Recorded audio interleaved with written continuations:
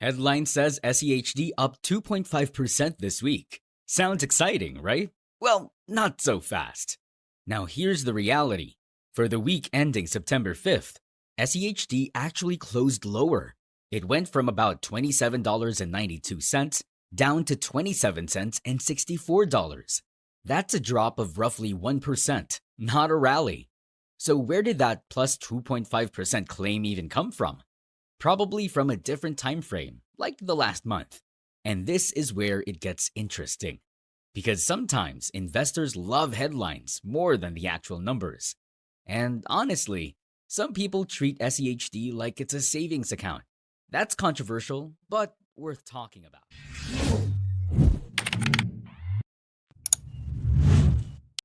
Chapter 1. Performance Snapshot. Near-Term Momentum. So, if SEHD was not up 2.5% this week, then what's the real story? Well, zoom out just a little. Over the past month, SEHD is actually up about 3.6%. That's where the rally narrative really comes from. It's not a weekly spike. It's steady momentum across several weeks. Now, here's something you need to remember. Back in early 2025, SEHD went through a 3-for-1 stock split. That's why the price is sitting in the high 20s today. It's not that the fund collapsed. It's just math. Split-adjusted pricing.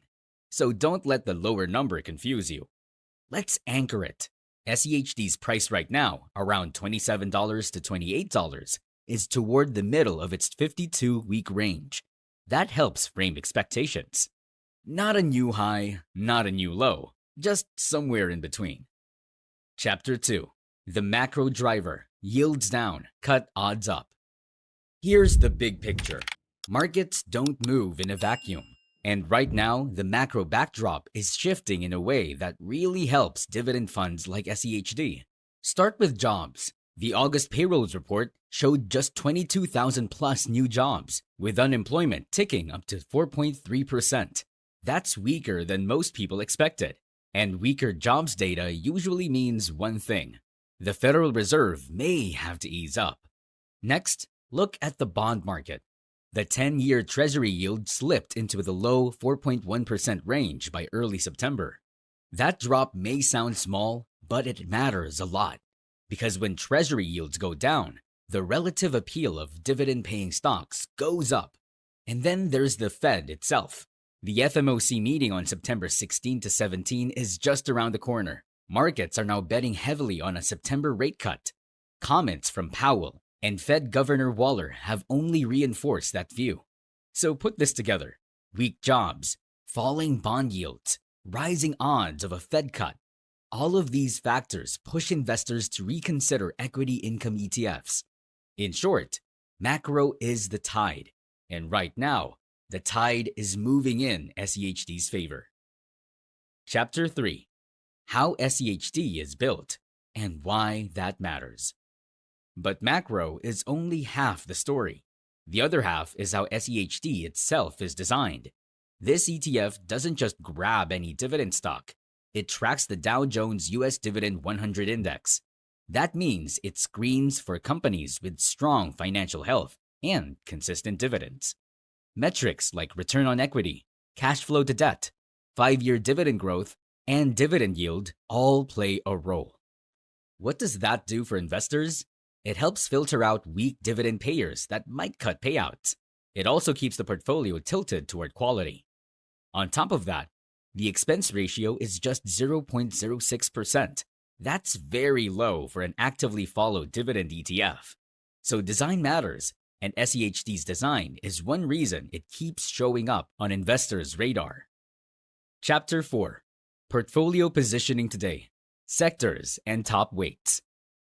Now, let's look under the hood, because when you buy SEHD, you're not just buying one stock.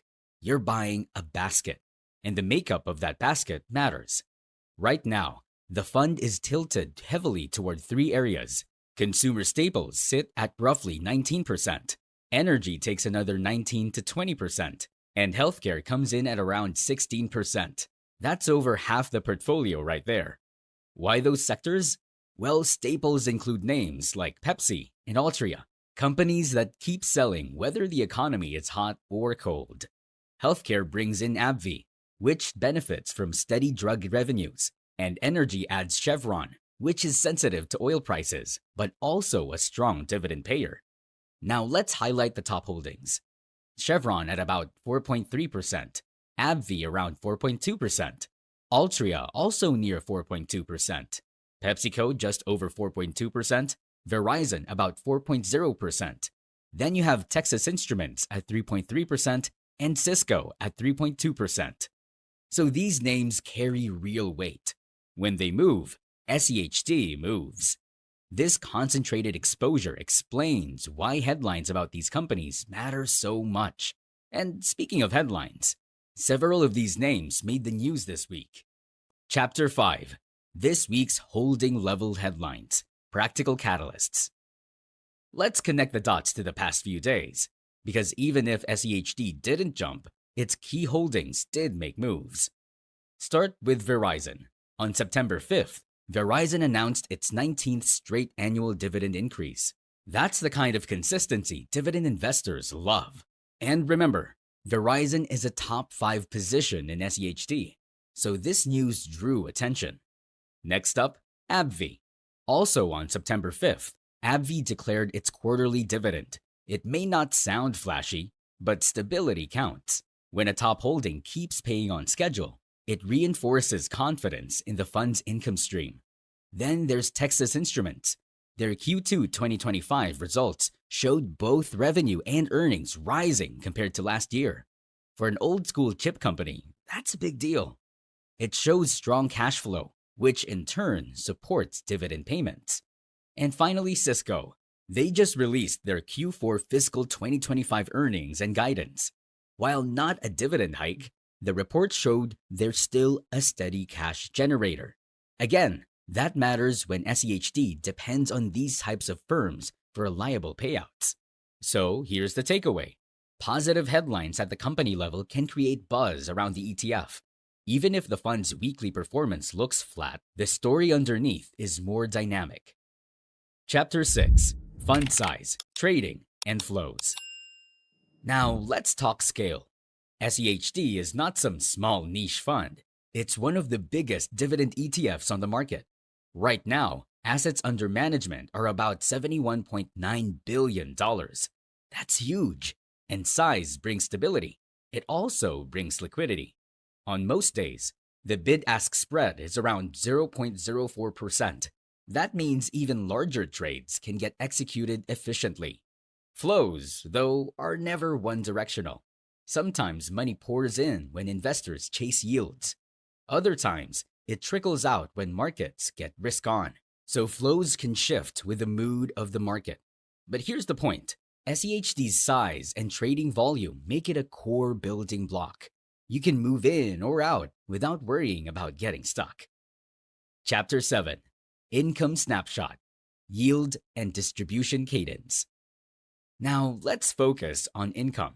That's the main reason many investors even look at SEHD.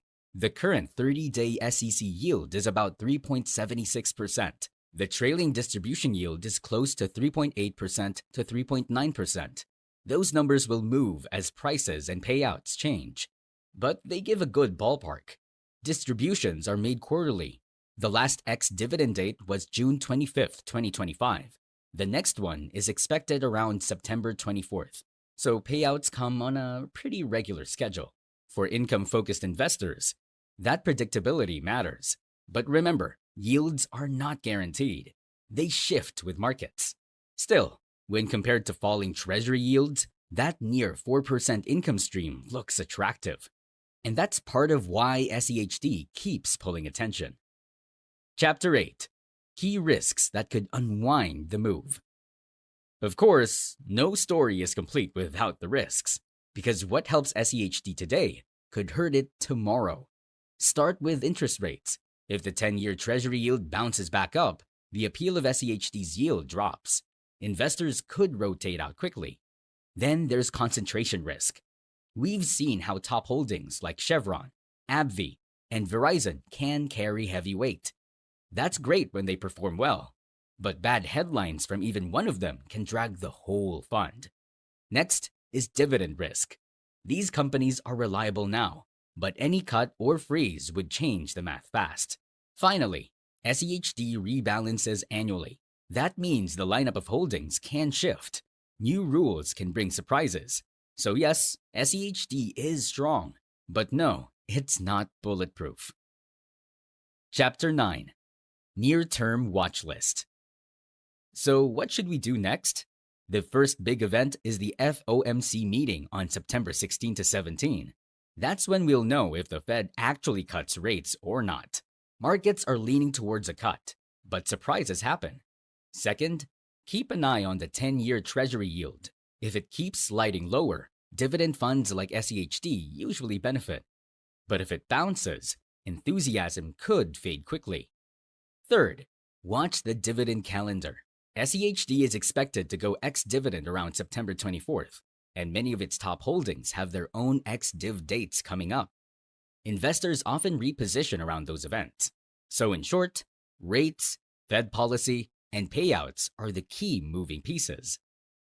Chapter 10. Quick wrap and viewer prompt. So let's bring it all together. SEHD wasn't up 2.5% this week, but it has gained momentum over the past month. The real drivers are falling yields, Fed cut odds, and strong dividend headlines from top holdings. Now, I'd like to hear from you. Do you think SEHD is best viewed as income or as growth? Drop your take in the comments. I'm curious where you stand. Chapter 11. On-screen disclaimer. This video is for educational purposes only. It is not financial advice. There are no guarantees of future performance. I do not receive compensation from any company mentioned. Always do your own research or consult a licensed advisor.